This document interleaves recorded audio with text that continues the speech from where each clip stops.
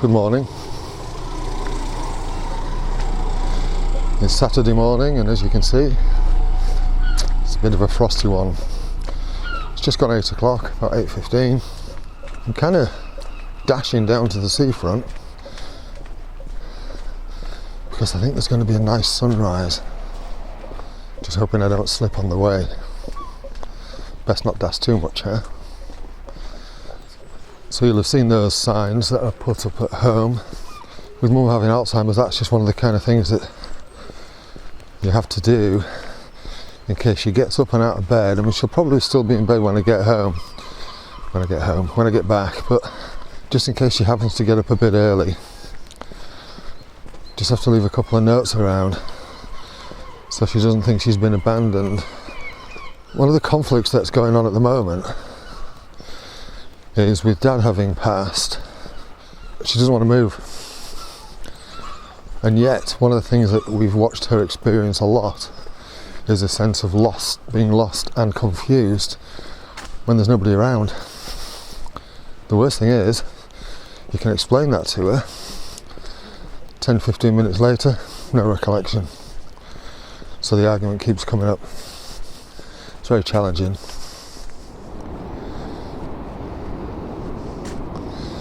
This is a stark contrast from yesterday,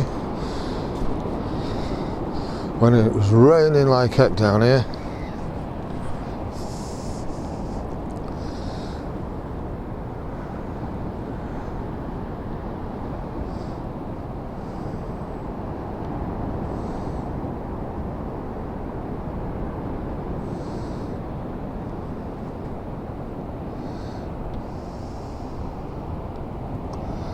It's easy to see why people fall in love with Filey Bay.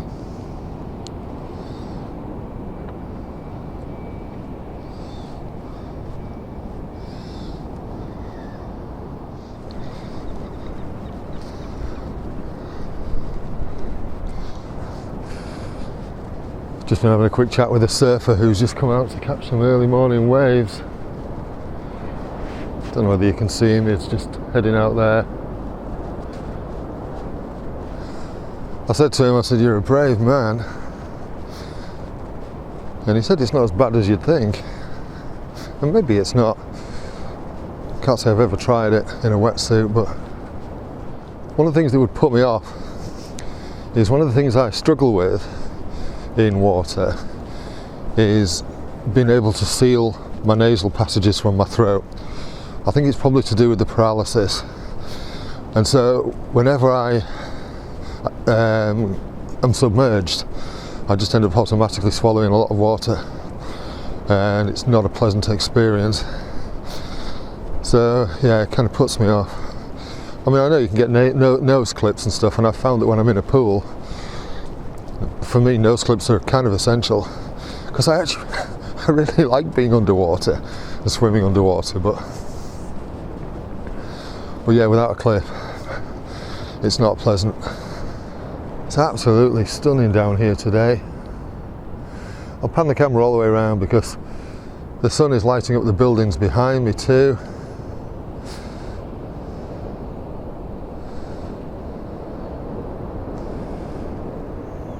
See what I mean?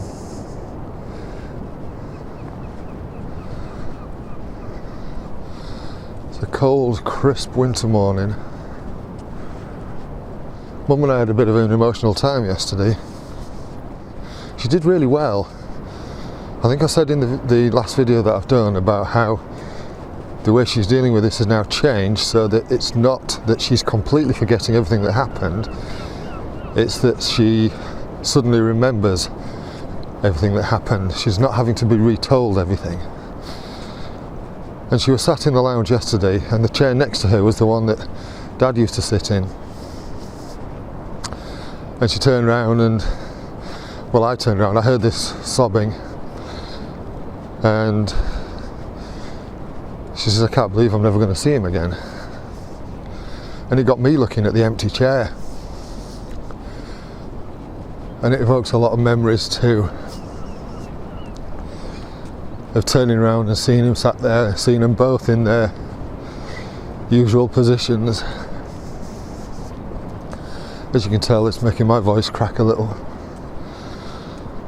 And yeah, that damn empty chair.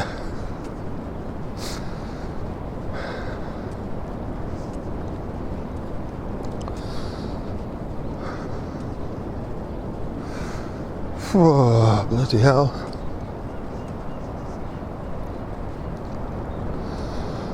I can see why that one hits mum hard.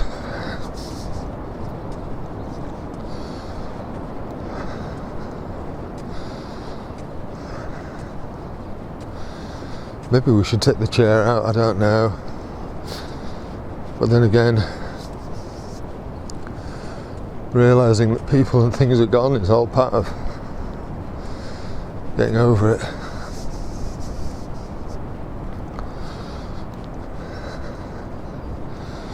And you need those little experiences to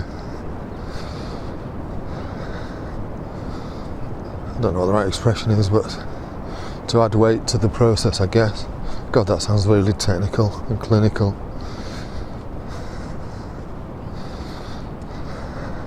To add meaning, let's put it that way. It is strange because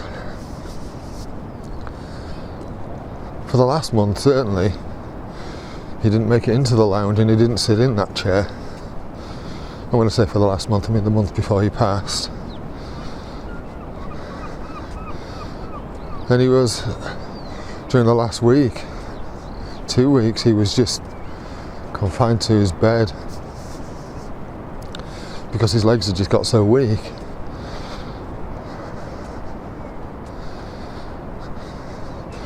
And so you'd think we'd kind of got used to seeing that chair empty, but and do you know what, in all honesty, I probably wouldn't have thought of that, at least not at that moment in time. It was only because Mum mentioned it that it triggered it for me. Oh, it is beautiful.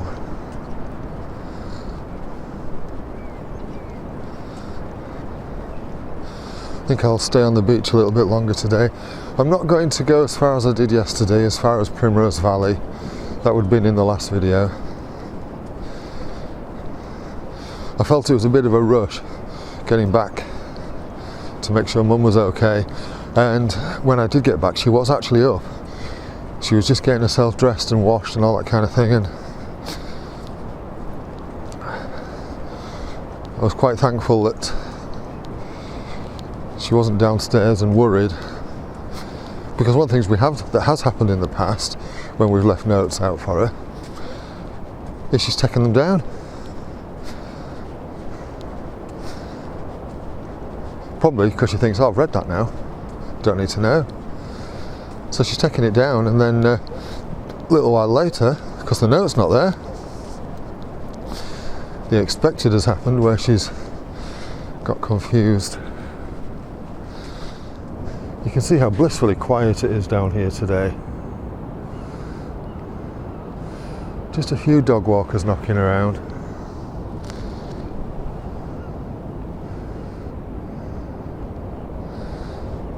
Give you a look at the back wall of the prom. That's the Crescent Gardens up there.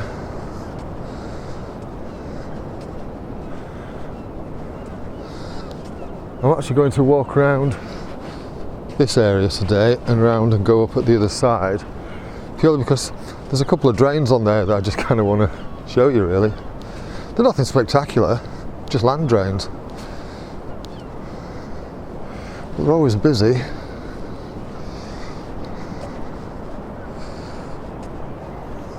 Always flowing. There's a metaphor for life. Got canvas shoes on today, or fabric shoes I should say. If I just pan the camera back, you can see how wet it is down here, because this is the land drain. I'm going to flip the camera around and show you. There you go, see what I mean? And there's one of the drains, and they're flowing quite heavy at the moment. There's been a lot of rainfall.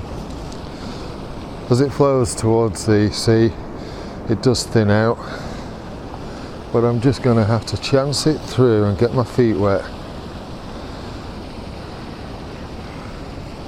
Should I hop, skip and jump it? Yeah, no, I'm not 18 anymore. Oh well.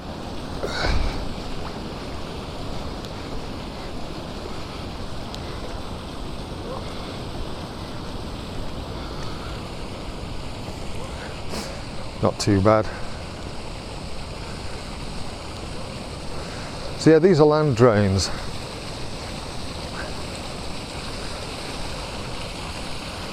Just fresh water, rainwater that's come off the land.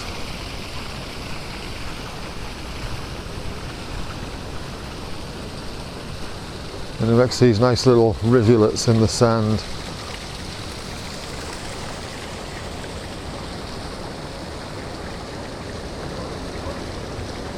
All the way down to the sea.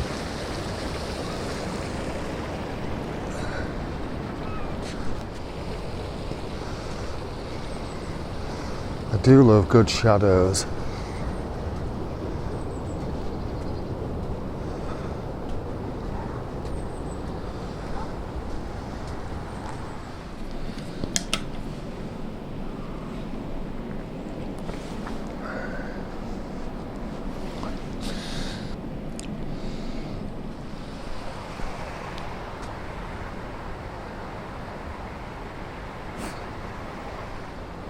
I normally walk up here, up Martin's Ravine, and rarely go up these steps.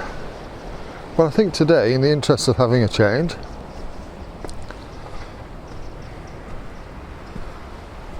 I think I'm going to do just that.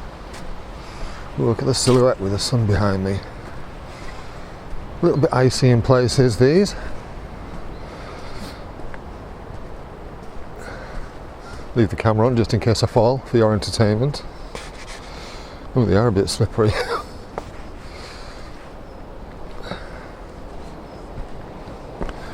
And these shoes that I've got on are not the best for this. So there's a fork here.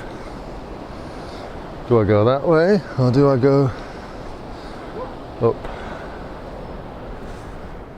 Let's go up this way.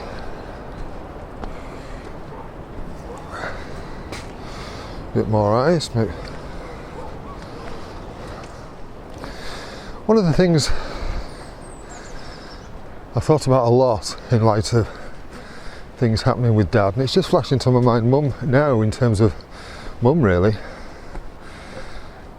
is one of the things that struck me was how small Dad's world became from going for walks like this, going out for trips in the car with Mum, until it gradually dwindled down to being by his bed, to being in his bed, and his world just got smaller and smaller.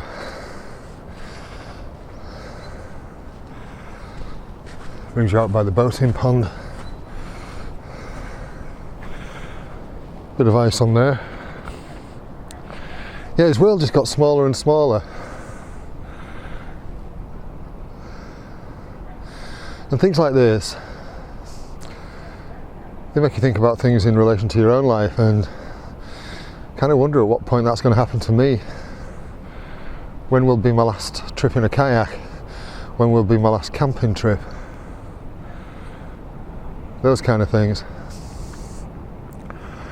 I know. On a different note, when I was a kid, this completely iced over, really thick. See, the ducks are back incidentally, by the way. This completely iced over, as I say, really thick. And me and Andrew Jenk, we came down here and we battered that ice until we made a hole in it. And it was a good six inches thick.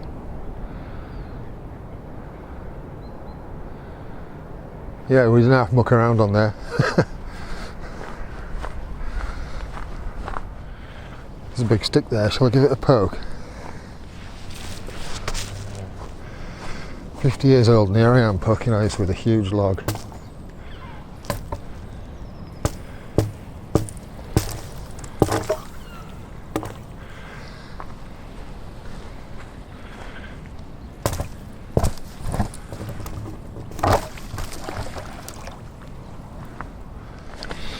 That's done it.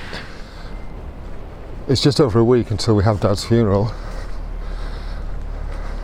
and I very much feel like I'm treading water at the moment. I feel a bit in limbo. I'm going back to my place in York this weekend, and with a view to starting work again on Monday, because I've been off since 20-something of December. I think it was about the 20th. So yeah, almost a month. It is 4 weeks. And the coronavirus thing, that's had an effect as well. Lost a bit of work through that.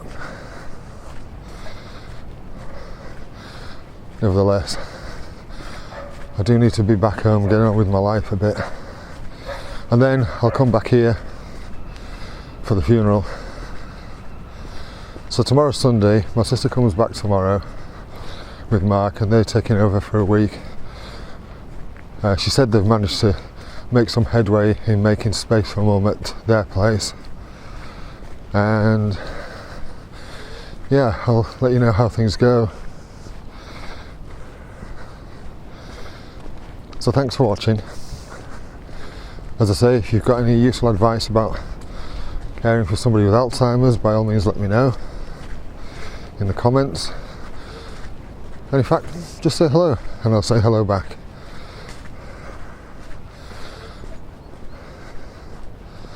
I'll see you soon.